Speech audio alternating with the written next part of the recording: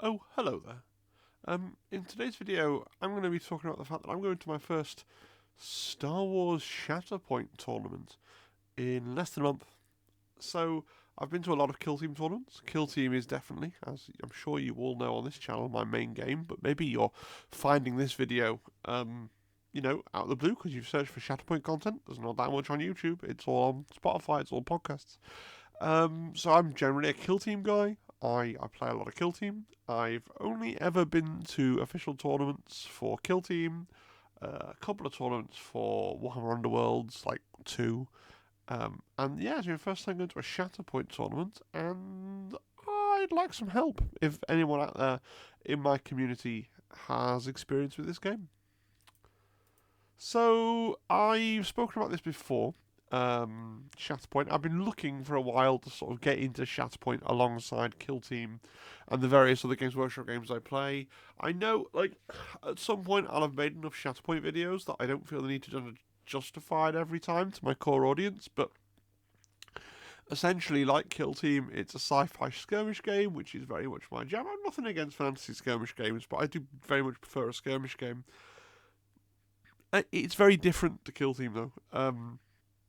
In a nutshell, how it's different, totally unlike Kill Team. If you're in range in Shatterpoint, you can probably shoot somebody, right? Generally speaking, you can shoot somebody if you're in range of them, and there's not really finicky line of sight stuff. And also, your stuff doesn't really die very easily. Like, having to actually take a model all the way off the table is pretty rare. It feels like a Star Wars movie. There's lots of stuff that happens, but people very rarely actually die. That's not to say there's no tactical nuance, but it feels to me a bit less fiddly. Now, that might be, because I am a noob, and therefore the tactical nuance is not something that I've discovered yet, right? But, the Kill Team rule set is not very accessible to brand new players in so much as you have a lot of videos and things out there trying to teach you and explain line of sight to you. Shatterpoint, at least at first glance, feels much more straightforward. I can kind of see how there might get to be some shenanigans with things like positioning and pushes and terrain and the angle that you're being pushed and things like that. But that's really the only bit that seems a bit kind of pedantic, shall we say. So I like it as a slightly less kind of... There's no laser lines in Shatterpoint. I'll put it that way. But I've talked at length on this topic before. If you want to know more, I have a little Shatterpoint playlist. There's only about 5 or 6 videos in there right now, but do check that out if you want some more on my kind of rationale. Needless to say, it's not going to replace Kill Team. It's not going to be the game. I think there's room in my life for playing more than one game at events. Now, maybe that turns out to be incorrect, but that's certainly my feeling right now. So I'm going to my first event. It's going to be Element Games in Manchester. Ironic that I should end up going there for a Star Wars event, having never been there for any Kill Team events. I am on the lookout for Kill Team events at Element Games because it would be pretty convenient and it would let my wife play as well, because my mother-in-law lives about an 8-minute drive from Element Games, so we can get free accommodation with a babysitter, which is pretty cool. Obviously, it is driving up to Manchester, which is even further than Nottingham, so there is a downside to it as well. But yeah, and I have talked to the Deadwood guys about trying to get to a Kill Team element as well. But the dates don't line up with some commitments that I have right now. But yeah, I'm looking forward to it. I've obviously been to Element Games before in Stockport to buy stuff, but I've never been there to game at all. I've played less than 10 games of Shatterpoint as of recording. I can't remember the exact number, but it's probably is less than 10. And I'm heading to an event at Element Games on the 1st of March. This might not be super wise, right? I'm not planning to do well. I'm honestly hoping nobody in my group of people that I have, like there's me and Zimbad and Blue at work that all kind of have some Shatterpoint, and then there's me and my wife, and then when we go up north, there's Oro as well. But all of us are noobs. There's no kind of elder Shatterpoint gamer to kind of explain to us how it actually works. I'm kind of hoping that some of the guys at the tournament don't mind. Like if I say, like, I'm pretty new at this, and they don't mind kind of pointing out a few bits, and maybe I'll come back with some knowledge, which is good. I'll say Mrs. Tian Oro are coming with me, so they're going to be in a similar boat. And tickets are still available on the Element Games website. It's a tenner, so if you wanna, if you have some Shatterpoint as well, and you either don't mind driving, like I don't mind driving all that way, or you live relatively close to Manchester, you want to come and say hi, that's an option. Stockport rather than Manchester. Right? So what am I bringing? So I'm bringing Separatists. So we've got Count Dooku, Kraken, the Magna Guard, General Grievous, Kalani, and some B1 battle droids. Now, this is just the stuff that I have, right? I like Separatists. I think Count Dooku is one of the coolest characters in Star Wars, even though, you know, he's not arguably not actually on screen for that long, but I think he's really cool. I know that this kind of droid-heavy Separatist list was at one point considered to be like the filth list, and that you were not a nice person if you brought this kind of list. But my understanding now is that, you know, the game's been out for 2 years, the meta has very much moved on. My understanding is that the meta is now based around Rebels, specifically like the Rebels guys from the Rebels TV show, as well as some of the Empire stuff. I'd call that power creep, right? The new stuff being better than the older stuff. I know that that's like, I know that a lot of the people who are big on Shatterpoint are going to insist there's no such thing as power creep. But at the moment, I just intend to kind of collect. I've talked about this before as well. Like collecting Shatterpoint is another video that I've already done, where you kind of collect within tags, and then sometimes you get little paths into other things. But I generally plan to remain pretty close to the Separatists. Hopefully they're not awful, right? I'm sure that any poor result that I have will largely be due to my lack of experience and skill rather than the balance. Okay. Yeah, they're the models I've painted, the characters I like, and they're basically space undead, which is cool. You know, they are powerful characters that buff and order around like lesser supporting guys, which might not be a playstyle that I'm particularly good with, but it is a playstyle that it is a theme that I enjoy with my fluff brain anyway, right?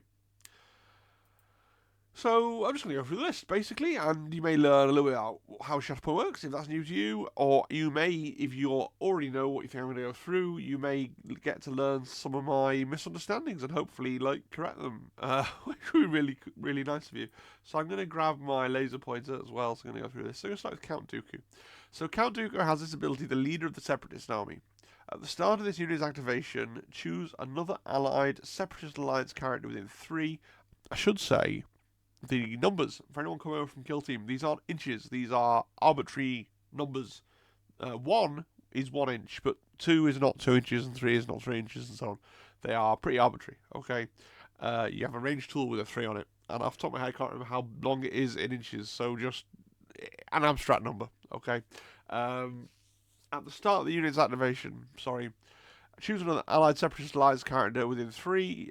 Each character in this unit and the chosen character may dash. So, just some words on terminology for people who are new to this. A character is always a single model, right? Units are generally a single model, but there are support units that are generally 2 models, right? So, when it talks about a unit, it's all the models on the card. So in this case, it's Count Dooku. So when you're referring to Count Dooku, a character in this unit and this unit are interchangeable.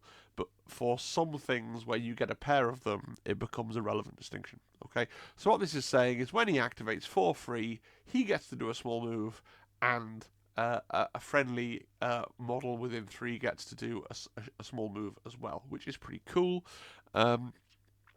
So the Separatist Alliance here refers to the tags down the bottom. So Dooku's got Force User Separatist Alliance and Sith. Everything in my list will have that Separatist Alliance tag. This is, I think, one of the only abilities that actually tags off Separatist Alliance.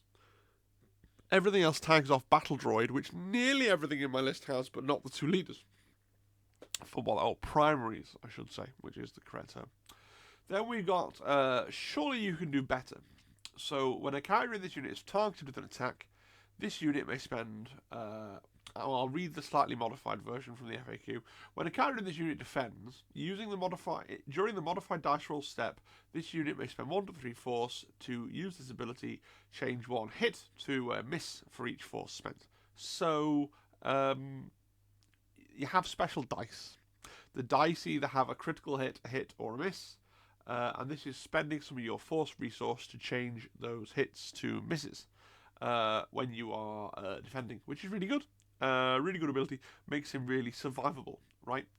Then we go on to twice the pride, double the fall. So you have to pay a force to use this. So again, you got that force resource. You're going to have, I think it's about 7 force. I haven't actually written it down, but you have about 7 of these things to spend throughout each sort of round of the game, if you like.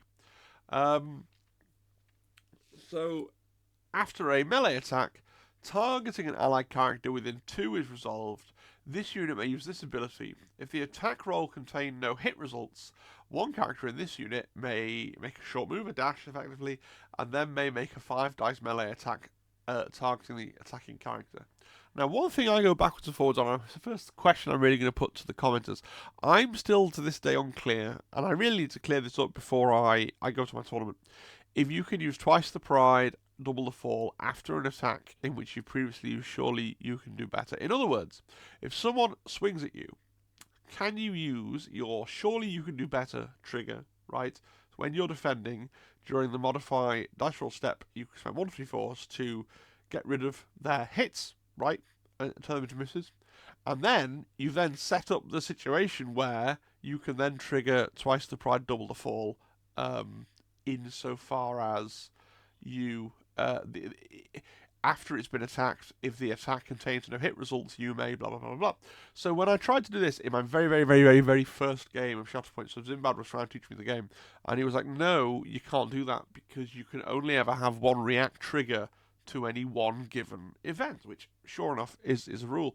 But I hear people on the internet saying that you can do what I've just described, and it seems to me that the first one happens when you're defending, and then the second one triggers after the attack targeting. So, like, they're happening at different times. They're happening very close together, kind of, at times, and I can kind of understand how it might be a negative play experience for your opponent, where they attack Dooku, and then he spends force to, like, nullify their attack, and then spends more force to actually attack them back in the face. But I think, like, it is going to be expensive in terms of resource, but I think I can do that. But Zimbad told me I couldn't, so I'd love someone else. But then again, like, he hasn't played that many games of it either, so I'd love to know before I try and do something that isn't a rule. I'm sure they'll set me straight really quickly at the tournament anyway, but yeah, that's a question mark in my mind as to whether I can do that. We're talking about Leader of the Separatist Army, that's free movement. A lot of this list, this whole thing, they all synergize around having free movement, which is cool. And then we got Brave but Foolish, so this is his signature ability. Your primaries all have a signature ability that just kind of does stuff.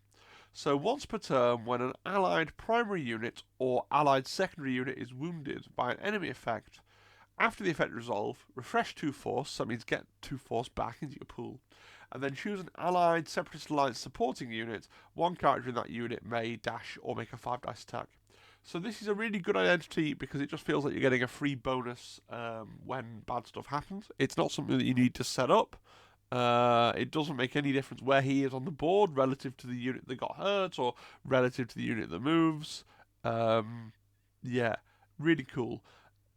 This is one of those things where I just have to. There have been lots of times where I've forgotten that I've had this, and I need to just remember that, if a primary or a secondary is wounded, I get this extra. So if something bad happens to me, I get this extra bonus from it. I get to refresh 2 force, which is good because, especially if I'm reading this correctly and I can use both of these together effectively, it will burn through a lot of force, which is good. So it's good to have that refresh. I think, right.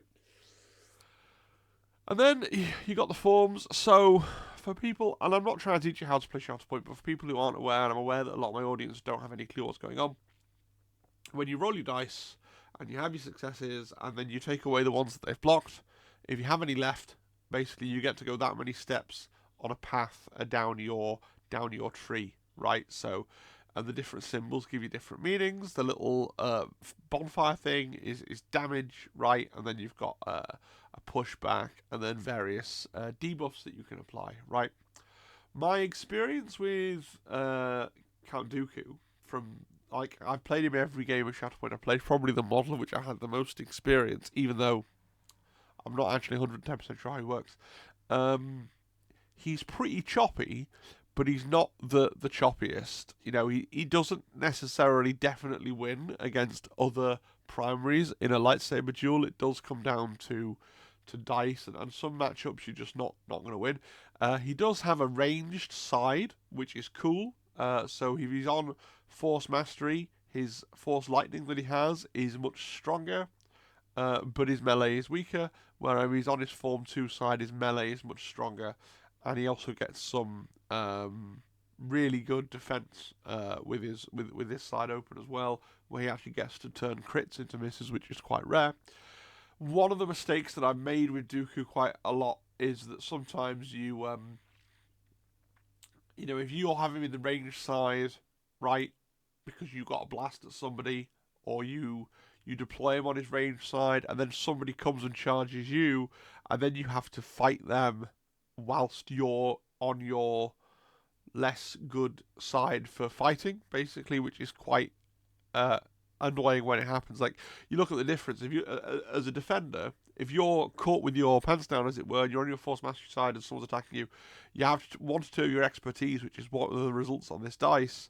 On the defense dice here, you get a single block, whereas 1 expertise on the defense dice here, you're getting a single block and you're also blocking a crit effectively. So much stronger and much better. If you're going to get the counter punch from Twice the Pride, you're going to get the counter punch with your side, where you get to do far more damage. So a big thing I need to learn. So things I need to learn with Count Dooku, I need to understand if I can use this trigger to set up this trigger or not, right? I need to remember that I've got Brave but Foolish when my other primaries or secondaries are wounded. I've got to not be caught in the Force Mastery stance where I'm much weaker in melee, right? And that's basically it. Leader of the Separatist Army is not something that you tend to forget. It's free move for somebody within 3. Or I have a plan for who's going to be within 3. It can be anyone else from my team within 3 of him there, but I have to have a plan for it. So that's Dooku and his machinations. And then we're getting on to the other primary, which is Grievous. So he's pretty similar in some ways.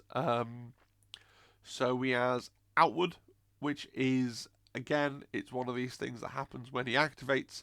He gets to choose another battle droid within 4, and that can do a short move. Not as good as Dooku's movement, although it does have range 4. Dooku's only had range 3, so that's pretty cool. Notice that Grievous has the droid tag. He doesn't have the battle droid tag, so as we're going all the way through this, he is not a battle droid. He doesn't benefit from things that benefit battle droids. He's got Scuttle, so you pay a force and you can scale until the end of turn, and then you can also do a whole big move. So you pay a force to do a whole extra move, so that makes him very, very fast. He can move up the board very, very quickly because you can do a regular move and then you can pay to do Scuttle. And then even if you're not using the scale part, you're getting a lot of extra movement potentially with Grievous. Okay. Then he's got his reaction. So I've been training the Jedi arts. It's a cost 2 force. It better be good. After a melee attack made by a character in this unit, that is, so it's made by a character in this unit. It means after he makes a melee attack, right? They just write it out stupid. This unit, so after he makes a melee attack, he can. Each enemy unit engaged with him. Each enemy unit that has 1 or more characters engaged with the attacker except the defending unit suffers 2 damage. So what this is saying is, when he attacks, if there's other people in the combat, you can, for 2 force, you can put 2 damage on all the other people, but not the main person he was attacking. So pretty niche, actually. Expensive and niche, but if you can charge... You got a big base, though, so you can charge him into a big blob. It's nice, right? Then we've got Appetite for Destruction. After this unit makes a combat action, choose an allied battle droid supporting character within 3, so it has to be from your supports, which we'll get onto. The chosen character may dash, and then it make a 5 dice attack, targeting the same enemy characters, within line of sight and within one of Grievous. So you want to have somebody, you want to have one of your support units, either the Magna Guard or the B1s, in the case of my list, nearby to him to get the benefit from this. And then his signature, his kind of global ability, and another fine addition to my collection, when a character in this unit wounds an enemy unit, after the effect is resolved, he can heal twice, and then if the wounded unit was a force user, you can refresh 2 force. So this is not something you have to remember. This is much more straightforward, because it's something that happens when he does something, unlike Dooku's, which triggers when something else happens randomly around the board, right? Now, I have less experience with Grievous. I played him in precisely 1 game, but he does feel more straightforward than Dooku, right? He wants to be in combat doing things. You look at his combat tree, especially on his quad arm attack. This is very straightforward. It's just he does damage, right? So he does damage. That's what he does. He damages things, right?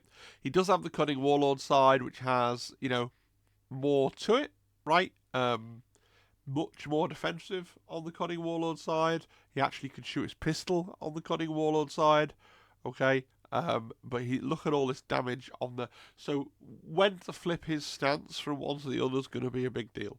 But he's not particularly clever. He's just big and choppy, okay?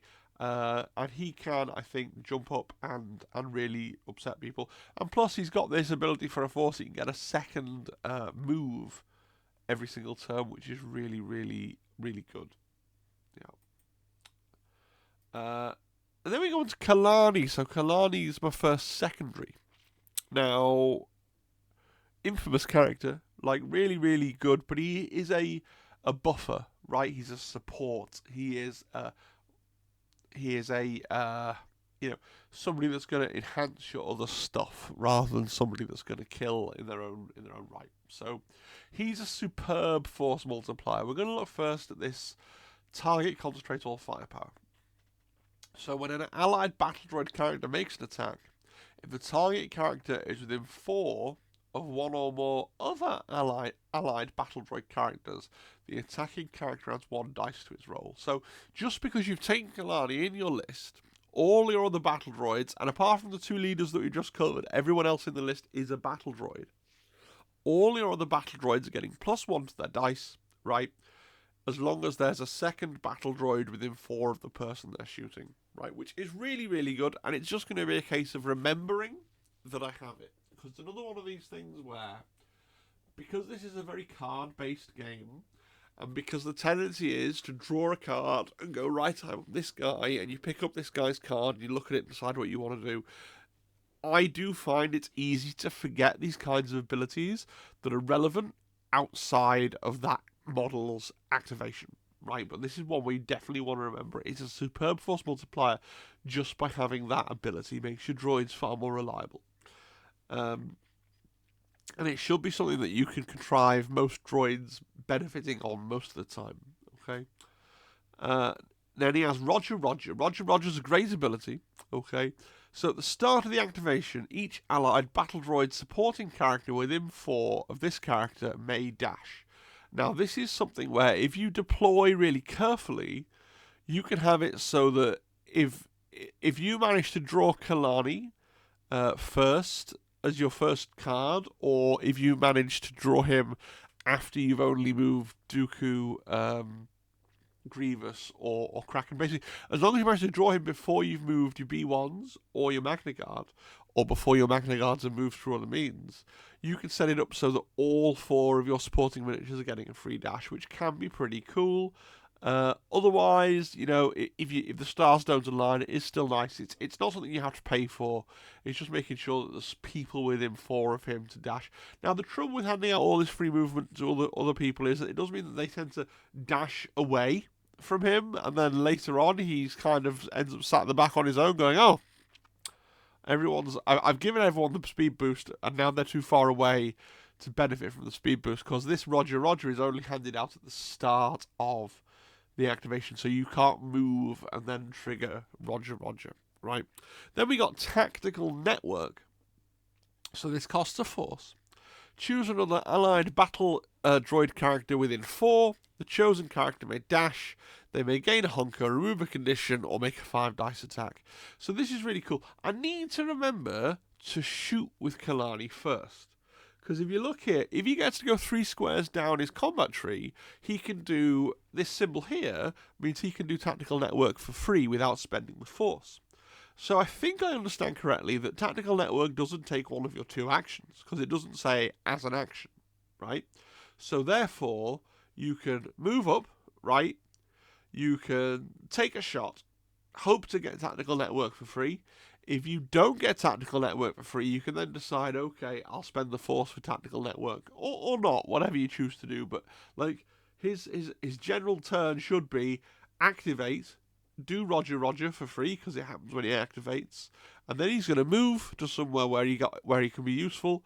He's going to try and shoot, hope to get tactical network for free, and then if he doesn't get it for free, potentially spend a force for tactical network. But I get caught up in not shooting him, basically, and just doing the tactical network because it's a cool ability.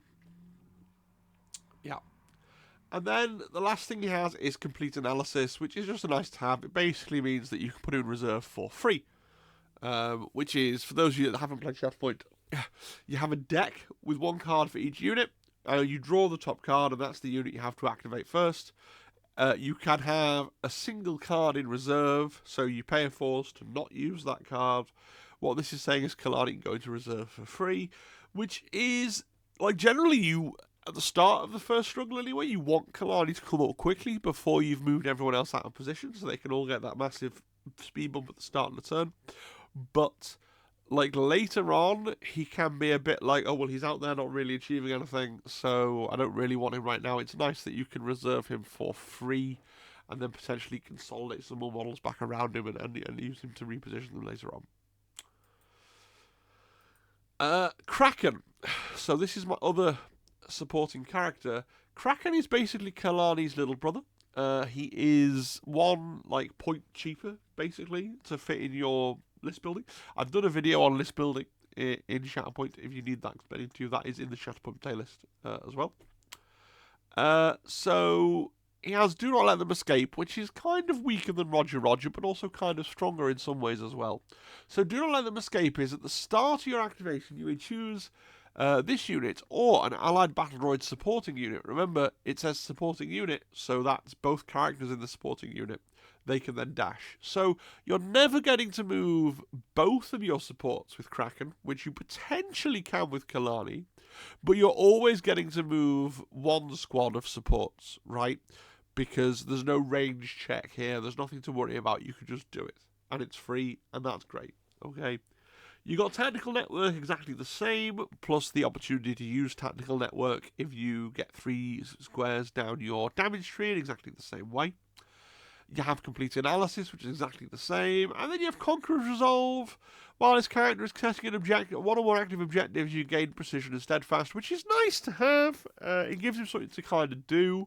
You know, if you can move him onto an objective and then shoot with him and then get Technical Network for free, you're potentially winning. What I wonder, like, because I tried this list once already, and I'm going to a tournament, and I've only tried the list once, right?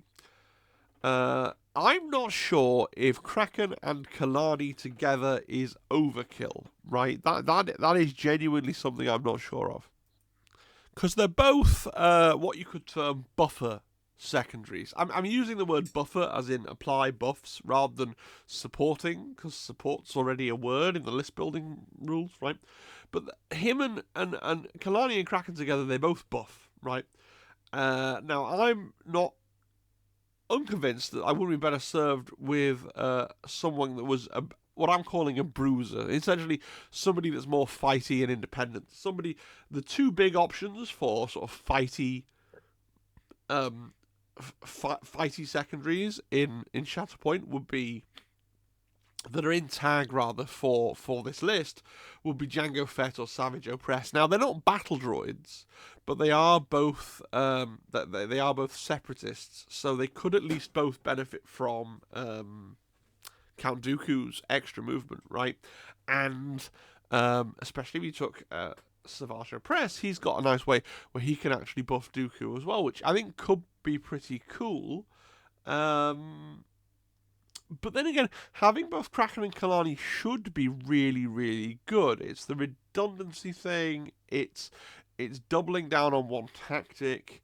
Um, Part of me feels like this is the best list, but maybe I'm not a good enough player yet to fully capitalize on the free movement. Like when I played the list, I often found myself I kind of got myself out of position, so I didn't have units that could really benefit from all the extra movement from the tactical droids, because they struggle a little bit to keep up with the support. Like they'll yeah,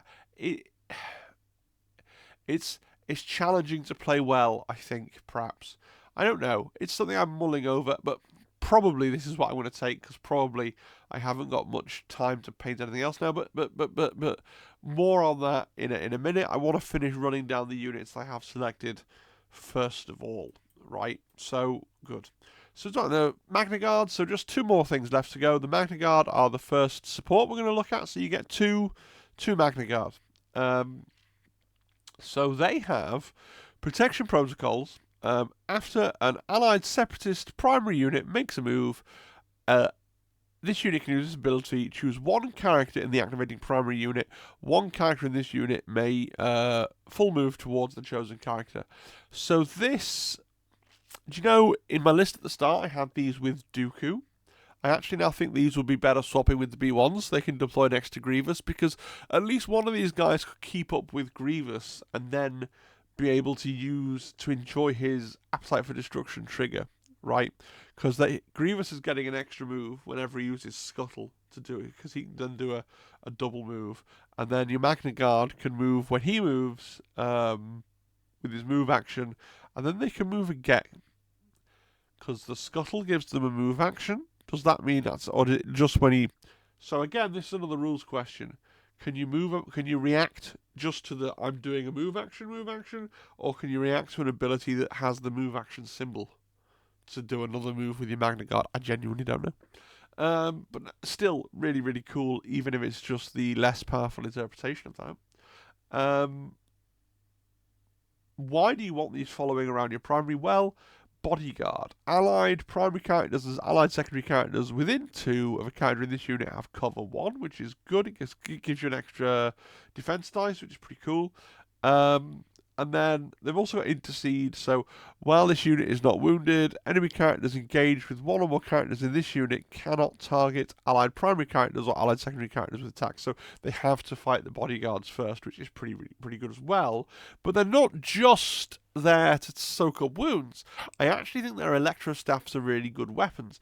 Yes, the tree is quite short, right, without that much opportunity for damage, but you have pushes on 1 and 2, which is really powerful, because fundamentally this is a game about shoving people off points and claiming points for yourself more than it is a game about killing. And so being able to really push people around like that is pretty good. The downside for these guys, they have no ranged attack whatsoever, so they're not doing anything to affect the game state until they get into combat, which is, it is a downside, but I still think they're really good in my view, and they're cheap. They're the same cost as the B1s that we're going to look at in a minute, right? So we'll have a look at the B1s. So the B1s are the other support. You love these guys from the Clone Wars, from Phantom Menace. They are as kind of bobbins as they should be to chime in with the lore, but they are synergistic with the list, right? They have that battle droid tag, obviously. So they've got no abilities that aren't just totally passive. So we'll just quickly go down their passive abilities. So after an allied battle droid unit makes a combat action, choose one of the targeted characters that's within 4 of all characters in this unit. If able, they gain, and then there's a choice of two debuffs. So as long as you're keeping your guys together and they're shooting somebody that's in 4 of both of them, you can apply loads of extra debuffs onto that character, which is pretty cool.